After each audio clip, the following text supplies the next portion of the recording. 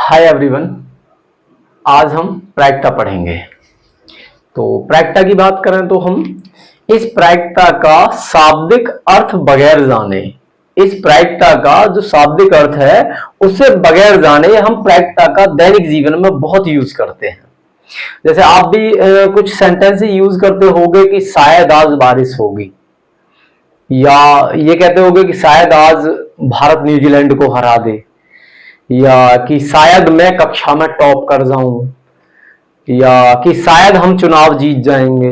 इस प्रकार हम जितने भी शायद का वर्ड यूज करते हैं, या फिर हम ये कहते हैं कि आज बारिश के बहुत चांस हैं या बहुत संभावना है। तो इस प्रकार हम जितनी भी संभावनाओं की बात करते हैं तो वो सब ही हमारी प्रायिकता है। यदि इस प्रायिकता की हम प्रॉपर डेफिनेशन की बात करें तो वो हम ये कहेंगे कि विभिन्न घटनाओं की संभावना का, जितनी भी घटनाएं घटित होती हैं उस संभावनाओं का संख्यात्मक निरूपण ही प्रायिकता है। विभिन्न घटनाओं की संभावना का संख्यात्मक निरूपण ही प्रायिकता है। अर्थात जो हम संभावनाओं की बात करते हैं उसे यदि हम गणितीय रूप में रिप्रेजेंट कर दें तो वही प्रायिकता है।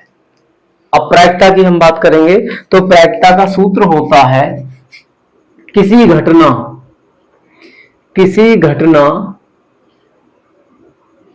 ई मैंने नाम दिया उस घटना का, तो उसकी प्रायिकता का जो फॉर्मूला है, यानी जो संख्यात्मक रूप हम प्राप्त करेंगे ई का, तो उसका फॉर्मूला है घटना ई की प्रायिकता बराबर ई के अनुकूल या ई के फेवर में। जो घटना ई का मैंने नाम दिया है उसके फेवर में ई के अनुकूल घटनाओं की संख्या, ई के फेवर में हमारे कितने चांसेस हैं उसकी संख्या, ई के फेवर में चांसेस की संख्या बटे कुल घटनाओं की संख्या।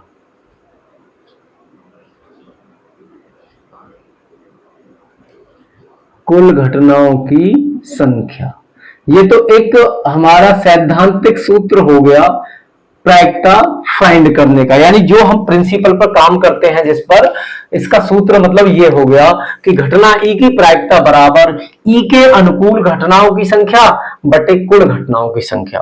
अब ये अनुकूल और कुल घटनाएं क्या हैं उसको हम एक एग्जांपल से समझते हैं। सपोज करो हम बात करते हैं कि हम एक सिक्का को उछालते हैं, जो हमारा कॉइन होता है उसे उछालते हैं। तो कॉइन जब उछाला जाता है तो उस पर हमारे दो चांसेस होते हैं, एक तो हेड आता है और एक टेल आता है। एक तो हेड आता है और एक टेल आता है। तो हम बस इस फॉर्मूला को वेरीफाई करते हैं बस एक बार। तो हम कहते हैं कि एक सिक्के को उछाला जा रहा है, तो ये बताइए हेड आने की प्रायिकता, कि हेड आने की प्रायिकता क्या है। तो यहां पर अब मैं कहता हूं कि जब एक सिक्के को हम उछालेंगे तो हमारे पास कुल दो घटनाएं मिलेंगी, या तो हेड आएगा या फिर टेल आएगा। तो अब मैं इस घटना माना कि हेड आने की प्रायिकता, हेड आने की प्रायिकता, ये जो हेड आएगा उसकी प्रायिकता का हम संख्यात्मक निरूपण कैसे करेंगे। तो उसका फॉर्मूला है ई के अनुकूल घटनाओं की संख्या। अर्थात हम जब हेड आने की बात कर रहे हैं तो ये हमारे पास दो चांसेस थे कि या तो हेड आ सकता था या फिर टेल। तो हमारे फेवर में यहां हेड आना है, तो हेड यहां कितने बार आएगा, एक बार। हमारे फेवर में सिर्फ एक चांस है, बटे कुल घटनाएं, यानी कुल क्या चांसेस हैं। तो एक तो हेड आ सकता था, एक टेल। तो कुल कितनी घटनाएं थी, दो घटनाएं थी, जिनमें से हमारे फेवर में कितनी घटनाएं थी, एक घटना थी। तो हेड आने की प्रायिकता वो निकलेगी कि हमारे फेवर में एक है और टोटल है दो। तो हेड आने की प्रायिकता यहां से हो जाएगी 1/2। हेड आने की प्रायिकता बराबर 1/2। तो इस प्रकार जो हमारे चांसेस थे, मैंने जब एक कॉइन को टॉस किया था तो हम कहते हैं कि हेड और टेल दो आ सकते हैं। तो यदि हम जनरली बात करें तो कितने चांसेस हैं, तो हम कहेंगे आधे आधे चांसेस हैं, या तो हेड आएगा या फिर टेल आएगा। उसको अब संख्यात्मक रूप में हमने निकालना चाहा तो संख्यात्मक रूप में हमने कहा कि हेड आने की प्रायिकता बराबर हमारे अनुकूल यानी हेड आने के अनुकूल घटनाओं की संख्या, कि हेड कितनी बार आ सकता है, एक चांस है बस, और टोटल कितने चांसेस हैं, वो दो हैं, या तो हेड या फिर टेल। तो हमने वैसे भी संख्यात्मक रूप में इसे फाइंड किया तो वो भी 1/2, 1/2 का मतलब हाफ चांस, आधा आधा चांस था। तो ये हमारा एक फॉर्मूला है प्रायिकता निकालने का। प्रायिकता कैसे निकलेगी, अनुकूल घटनाओं की संख्या बटे में कुल घटनाओं की संख्या। अब हम इन घटनाओं की बात करते हैं। घटनाएं हमारी जैसे समसंभावी,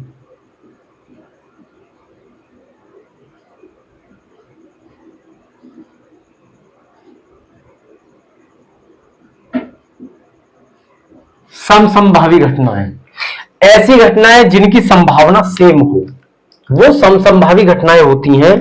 जैसे हम एक टॉस करते हैं, जैसे टॉस करते हैं यानी कॉइन को उछालते हैं, सिक्के को उछालते हैं, तो उस पर हेड भी आ सकता है या टेल भी आ सकता है। कोई श्योरिटी नहीं होगी कि हेड ज्यादा बार आएगा या टेल ज्यादा बार आएगा। तो इस प्रकार की घटनाएं होती हैं हमारी समसंभावी घटनाएं। उसके बाद है हमारा निश्चित घटनाएं।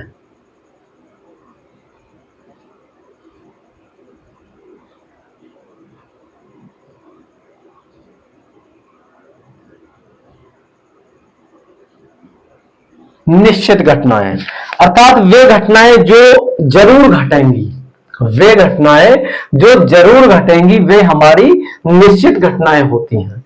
तो निश्चित घटनाएं कैसी हो सकती हैं, जैसे रात के बाद सूर्य का निकलना या रात के बाद दिन का होना, ये निश्चित घटना है। यदि रात है तो दिन भी निकलेगा, तो ये हमारी निश्चित घटना है।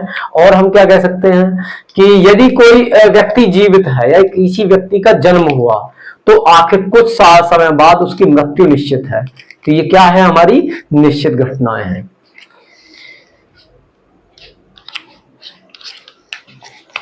निश्चित घटना की प्रायिकता की हम बात करेंगे तो निश्चित घटना की प्रायिकता 1 होती है।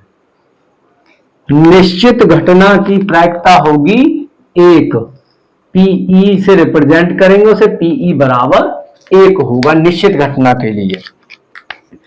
नेक्स्ट है हमारा असंभव घटना।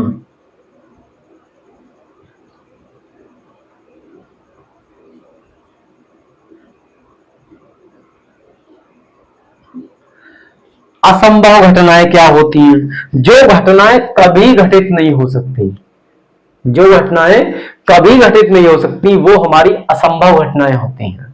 अब असंभव घटनाओं को हम कह सकते हैं कि किसी व्यक्ति का जन्म हुआ और वो 5000 वर्ष तक जिएगा, ये असंभव घटना है, कभी नहीं हो सकता। या हम कह दें कि अब यदि रात्रि है या अब दिन है तो परमानेंट दिन ही रहेगा हमेशा, ये कभी नहीं हो सकता। इस प्रकार की हमारी जितनी घटनाएं हैं वो हमारी असंभव घटनाएं होती हैं। और असंभव घटना की प्रायिकता 0 होती है, उसके 0 चांसेस होते हैं, कोई चांस नहीं है कि ये घटनाएं घटे, तो उसकी प्रायिकता हो गई 0। संभव या निश्चित घटना की प्रायिकता पीई बराबर 1 होती है।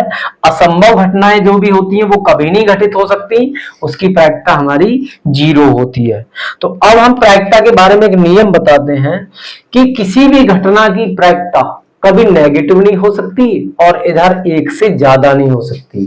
तो किसी घटना के घटित होने की प्रायिकता पीई या तो 1 या 1 से छोटी होगी या फिर 0 या 0 से बड़ी होगी। किसी घटना के घटित होने की प्रायिकता या तो 0 होगी या 0 से बड़ी होगी या फिर 1 होगी या 1 से कम होगी। ये नियम है प्रायिकता का, वेरी इंपॉर्टेंट नियम है। 1 नंबर में कभी कभी सीधे इसी इक्वेशन को पूछ लेता है कि पीई की वैल्यू 0 या 0 से बड़ी होगी और उधर 1 या 1 से छोटी होगी। प्रायिकता का ये नियम है। किसी घटना के घटित होने की प्रायिकता को हम पीई से रिप्रेजेंट करते हैं। घटना के घटित होने की प्रायिकता,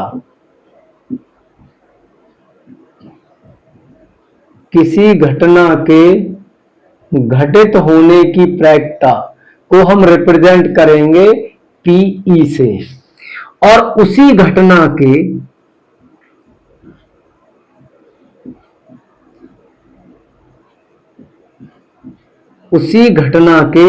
घटित न होने की प्रायिकता,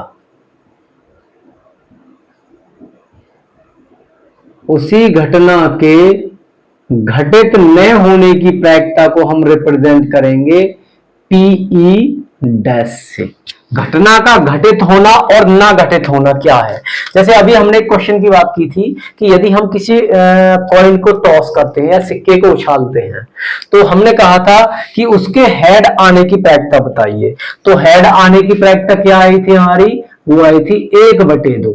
जब सिक्के को हमने उछाला तो वहां पर दो चांसेस थे, या तो हेड आ सकता था या टेल। तो हेड आने की प्रायिकता कितनी? देखिए हेड फेवर में कितना, 1 चांस है, और टोटल 2 चांस है, तो 1/2।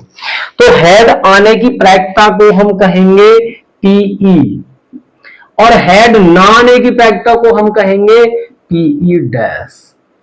हेड आने की प्रायिकता को रिप्रेजेंट करते वहां पर हम पीई से, और हेड ना आने की प्रायिकता को करते पीई डैश से।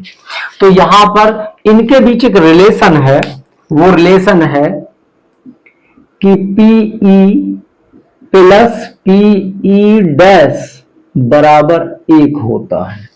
किसी घटना के घटित होने की प्रायिकता और ना घटित होने की प्रायिकता का योगफल 1 होता है। यदि इसी एग्जाम्पल की हम बात करते हैं तो यहां पर पीई हेड आने की प्रायिकता थी 1/2। हेड आने की प्रायिकता, हम कहते हैं हेड ना आने की प्रायिकता की बात कही है, तो हेड ना आने की घटना है पीई डैश, और यहां पर हेड ना आने का क्या मतलब है? टेल आना। हेड ना आने का मतलब है टेल आ जाना। तो यहां पर यदि मैं पीई डैश की बात करूं अर्थात टेल आने की, तो टेल आने के हमारे फेवर में कितने चांस हैं? 1 बार, और टोटल कितने हैं? 2। तो वो कितना हो गया? 1/2। अब पीई प्लस पीई डैश यदि यहां करते हैं हम, पीई प्लस पीई डैश, तो पीई कितना था? 1/2, और पीई डैश कितना आया? 1/2। यदि दोनों को जोड़ा जाए तो 2 एलसीएम लिया जाएगा, और ऊपर ये 1 प्लस 1, 2/2 कैंसिल होकर आ जाएगा ये 1। तो यहां से हमें नियम मिला P E plus P E dash equals होगा 1। यही नियम था। किसी घटना के घटित होने की प्रायिकता और उस घटना के ना घटित होने की प्रायिकता का योगफल 1 होता है। यहां से एक फॉर्मूला और भी बन सकता है कि पीई बराबर, यदि इस पीई डैश को हम दूसरे पक्ष में ले जाएं तो वो आ जाएगा पीई डैश, ये बन सकता है। और यदि हम इस पीई को उधर ले जाएं, पीई को उधर ले जाते हैं, तो यहीं से एक फॉर्मूला और बन सकता है कि इधर इसे पीई डैश को छोड़ते हैं, पीई डैश बराबर इस पीई को उधर ले जाएंगे तो 1 माइनस पीई। इसका मतलब है किसी घटना के ना घटित होने की प्रायिकता 1 में से उसके घटित होने की प्रायिकता को माइनस करके फाइंड की जा सकती है। दोनों वेरी इंपॉर्टेंट है ये, कि पीई प्लस पीई डैश बराबर 1 और P E dash equals 1 minus P E. किसी घटना के घटित होने की प्रायिकता यदि हमें पता है तो वहां उसकी वैल्यू पुट करके हम उसके ना घटित होने की प्रायिकता फाइंड कर सकते हैं। अब हम इन घटनाओं की बात करते हैं। जैसे एक सिक्का है, सिक्के को जब हम उछालेंगे, कॉइन को टॉस करेंगे, तो वहां पर क्या क्या आ सकता है? तो वहां आ सकता था क्या? या तो हेड आ जाएगा, सिक्का उछालने पर या तो हेड आएगा या टेल आएगा। तो सिक्का उछालने पर ये जो हेड और टेल आना है यही घटनाएं हैं। हेड और टेल का आना ही हम कहेंगे घटनाएं। कि सिक्का उछालने पर कितनी घटनाएं घटित होंगी? 2 घटनाएं, या तो हेड आएगा या टेल आएगा। एक बार सिक्का उछालने पर। यदि सिक्के को 2 बार उछाल दिया जाए सिक्के को 2 बार उछाला जाए, तो यहां से हमारा नियम बनेगा कि किसी कॉइन को या सिक्के को एक बार उछालने पर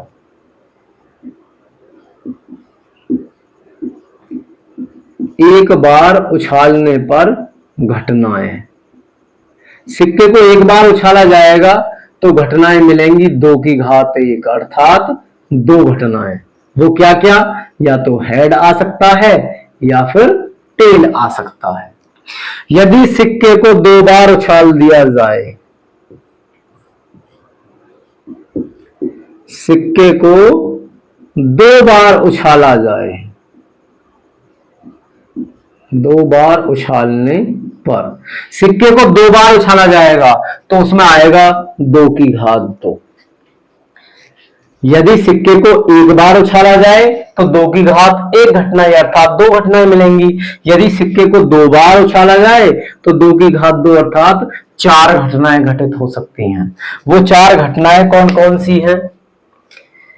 वो 4 घटनाएं हो सकती हैं कि पहले सिक्के पर, जब मैंने सिक्के को पहली बार उछाला होगा तो हो सकता है उस पर हेड आ गया हो। जब सिक्के को दोबारा उछाला तो हो सकता है उस पर भी हेड आ गया हो। अब पहले बार तो हेड आया हो और दूसरे सिक्के पर टेल आ गया हो, तो ये दूसरी घटना होगी। नेक्स्ट क्या होगा? हो सकता है पहले बार में टेल आया हो और दूसरे बार में हेड आया हो, या ये हो सकता है कि पहले बार में टेल आया हो और दूसरे बार भी टेल आया हो। तो यदि सिक्के को 2 बार उछाला जाएगा तो 2 की घात 2, एक बार में 2 घटनाएं हैं, तो जब सिक्के को 1 बार उछालेंगे तो 2 की घात 1 अर्थात 2 घटनाएं घटित हो सकती हैं, हेड और टेल। वो 2 घटनाएं होंगी कि एक पे या तो हेड आएगा या फिर टेल आएगा। सिक्के को 2 बार उछाला जाए तो 2 की घात 2 अर्थात 4 घटनाएं आएंगी। यदि सिक्के को 3 बार उछालें,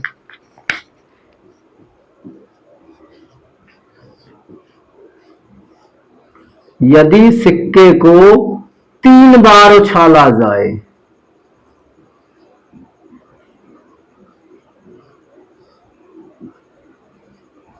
सिक्के को 3 बार उछाला जाएगा तो इस बार कितनी घटनाएं होंगी? 2 की घात 3। जितने बार उछलेगा उतनी घात में जाएगा, 2 की घात में। तो इस बार कितनी घटनाएं होंगी? 2 की घात 3 अर्थात 2 दूनी 4 दूनी 8 घटनाएं होंगी। वो 8 घटनाएं कौन कौन सी होंगी, यही बनाना एक मेन पार्ट है इस प्रायिकता का, कि कौन कौन से हमारे आउटकम्स होंगे। वो कौन कौन से हो सकते हैं? हो सकता है कि तीनों बार हेड आ जाए, हो सकता है सिक्के को 3 बार उछालने पर तीनों बार हेड आ जाए। अब ये हो सकता है कि हो सकता है 2 बार तो हेड आए और 1 बार में टेल आ जाए। वो कैसे हो सकता है? वो कि पहले बार में भी हेड, दूसरे बार में भी हेड और तीसरे बार में टेल आ जाए। या हो सकता है पहले बार में हेड आए, दूसरे बार में टेल आए और तीसरे बार में हेड आए। या फिर यह हो सकता है कि पहले बार में टेल आए, दूसरे बार में हेड आए, तीसरे बार में भी हेड आ जाए। इतने चांसेस होंगे। या अब यह हो सकता है कि 1 बार तो हेड आए और 2 बार टेल आ जाए। तो हो सकता है कि पहले बार में हेड अब बाद के दोनों बार में टेल आए। या हो सकता है पहले बार में टेल, बीच में हेड और फिर बाद में टेल आए। या ये हो सकता है पहले बार में भी टेल, दूसरे बार में भी टेल और तीसरे बार में टेल आ जाए। या फिर ये चांस है हमारा कि हो सकता है तीनों बार टेल आ जाए, तीनों सिक्कों पर तीनों बार उछालने पर टेल आ जाए। तो इस प्रकार अब हम इन्हें काउंट करेंगे तो ये देखिए 1 2 3 4 5 6 7 8, ये 8 आउटकम्स हमारे हो जाएंगे। तो सिक्के को उछालने से संबंधित जो भी तुम्हारे क्वेश्चंस बनेंगे वो मैक्सिमम यहां तक बनेंगे कि सिक्के को मैक्सिमम 3 बार उछालेगा वो। 1 बार उछालने पर 2 घटनाएं आ सकती हैं, क्या क्या है? या तो हेड आ सकता है या फिर टेल। दो बार उछालने पर 2 की पावर 2 यानी 4 घटनाएं घटित हो सकती हैं। दोनों बार हेड आ सकता है, या हो सकता है एक बार हेड एक बार टेल आए, तो पहली बार हेड बाद में टेल, या पहली बार टेल बाद में हेड, या फिर दोनों पर टेल। ये 4 घटनाएं हो सकती हैं। और यदि सिक्के को 3 बार उछाला जाए या 3 सिक्कों को उछाला जाए तो फिर 2 की घात 3 अर्थात 8 घटनाएं घटित हो सकती हैं। वो इस प्रकार से होंगी कि तीनों पर हेड आए, या फिर 2 पर हेड आए, टेल उसमें यह होगा कि तीसरे पर आए, दूसरे पर आए, या फिर पहले पर आए। या ऐसा हो सकता है कि एक बार हेड आए, 2 बार टेल आ जाए, तो head tail tail, tail head tail, और टेल टेल हेड, या फिर तीनों बार टेल आ जाए। तो इस प्रकार से हमारे ये आउटकम्स होंगे सिक्कों को उछालने पर। तो यहाँ हम एक इंपॉर्टेंट टॉपिक है हमारा सिक्के की उछाल, सिक्के की उछाल अर्थात सिक्के को एक बार उछाला जाए, 2 बार उछाला जाए, या 3 बार उछाला जाए तो हमारे आउटकम्स किस प्रकार से आएंगे, वो हमारे ये है। बहुत इंपॉर्टेंट टॉपिक है सिक्के का उछाल। इसके बाद आएगा हमारा डाइस, यानी जो पासा होता है हमारा, या जिसे हम लूडो की गोटी कहते हैं, उसको फेंकना। या फिर उसके अलावा एक क्वेश्चन बनता है हमारा ताश की गड्डी, जो हमारे प्लेइंग कार्ड्स होते हैं जिन्हें हम ताश की गड्डी कहते हैं, वहां से क्वेश्चन बनाता है। प्रायिकता से संबंधित एक प्रश्न और बनता है, वो होता है पासा। वो प्रायिकता में एक जो हमारे लूडो की गोटी होती है या डाइस होती है, उससे भी एक क्वेश्चन बनाता है। तो एक ये जैसे हमारे पास एक पासा है, तो इसका एक छोटा सा नियम है कि जो हमारे कॉम्पिटिशन्स में भी क्वेश्चन आते हैं हमारे रीजनिंग के संबंध में, तो वहां एक क्वेश्चन बना सकता है कि पासे का नियम है कि पासे के कितने फेसेस होते हैं, इसके होते हैं 6 फेसेस। 6 इसके फलक हैं, मतलब फेसेस हैं 6।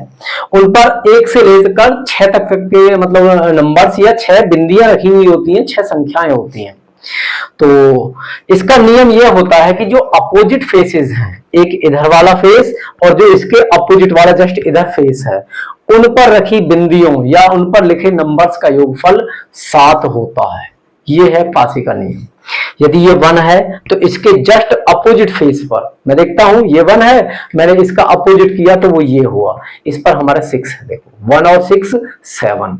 एक नेक्स्ट है, सपोज करो ये फेस है हमारा, इस पर कितनी बिंदियां हैं या कितने वो हैं, 5 है, 5 निशान है, डॉट लगे हुए हैं।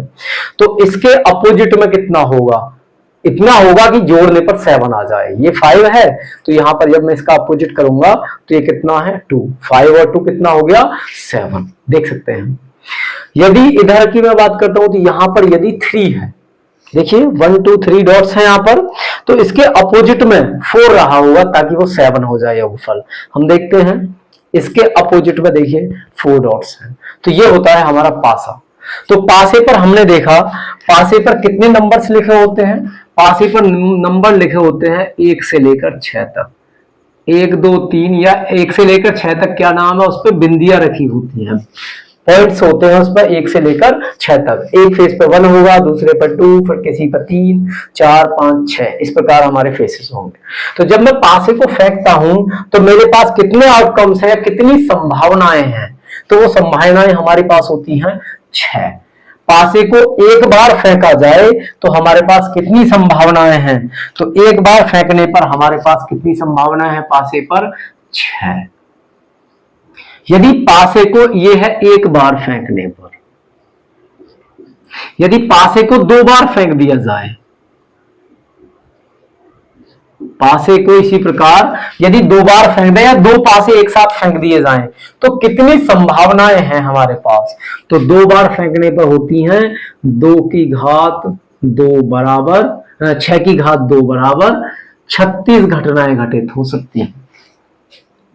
वो 36 घटनाएं क्या क्या हो सकती हैं उसके बारे में सोचिए एक बार। वो 36 घटनाएं ये हो सकती हैं कि जब मैंने पासे को फेंका होगा तो हो सकता है पहले बार में पासे पर 1 आया हो, पहली बार में पासे पर 1 आ जाए, ठीक है।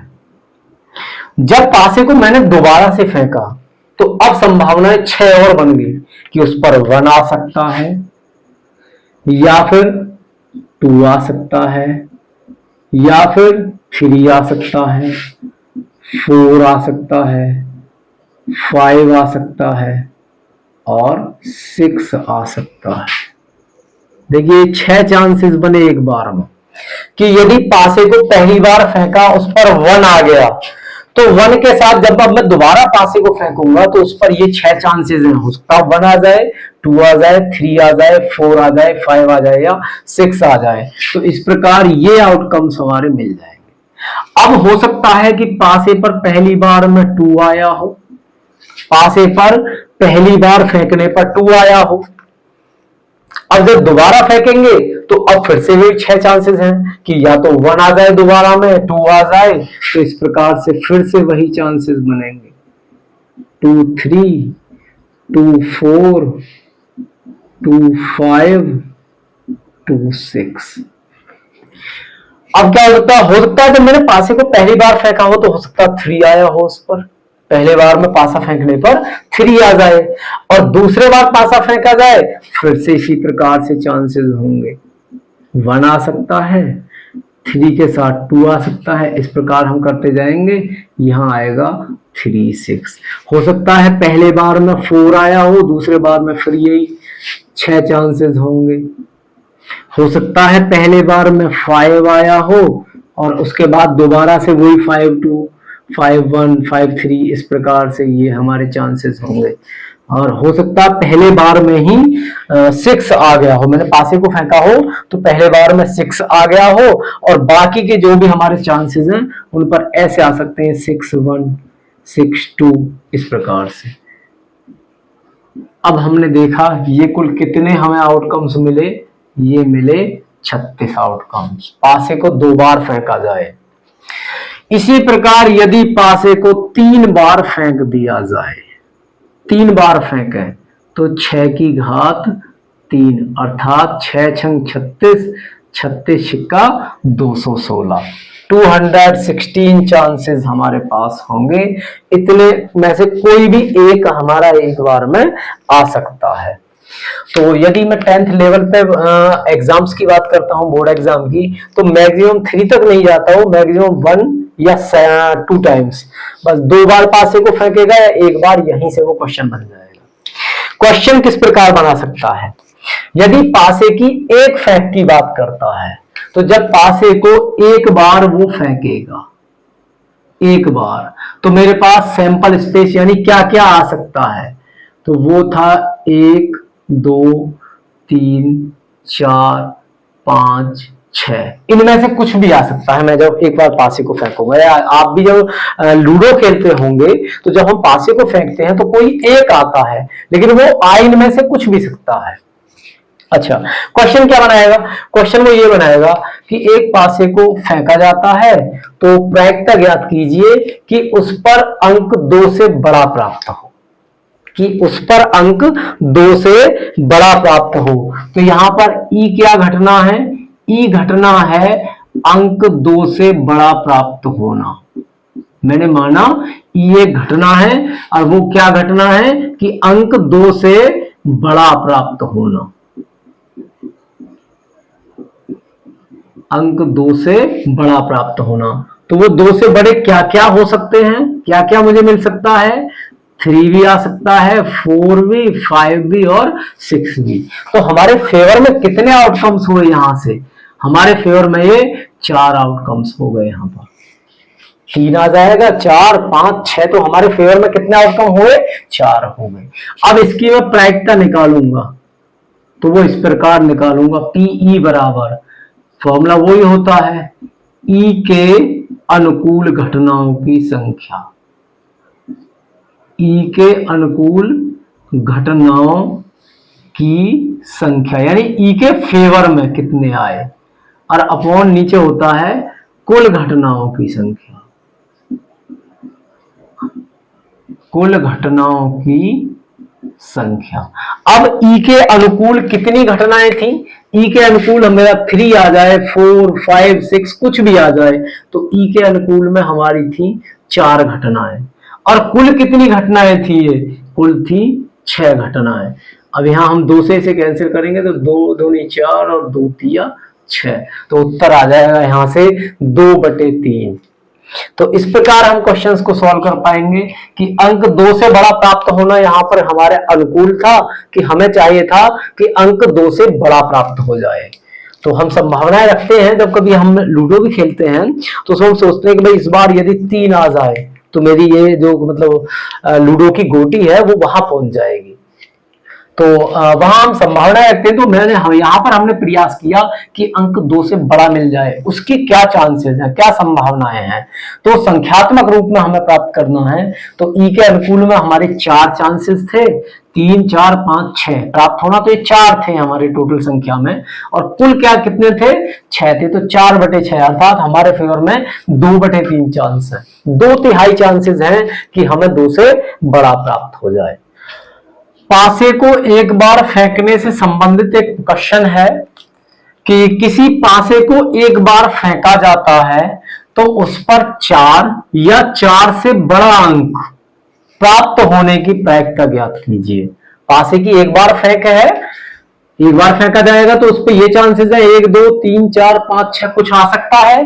तो उसने इस बार क्वेश्चन किया कि उस पर 4 आए या 4 से कोई बड़ा अंक आए, उसको आने की प्रायिकता ज्ञात कीजिए। तो ये क्वेश्चन आपको सॉल्व करना है, और इसका जो भी आंसर आता है उसे अपने नाम के साथ कमेंट बॉक्स में नोट करेंगे। इससे आगे हमारे टॉपिक में बचा हुआ है प्लेइंग कार्ड्स, ताश के पत्ते और पासे की 2 बार की फेंक तथा एक वर्ष में दिनों के संबंध में एक क्वेश्चन बनता है हमारा। तो उससे संबंधित हमारे जो भी प्रश्न रहे होंगे उन्हें हम नेक्स्ट क्लास में करेंगे।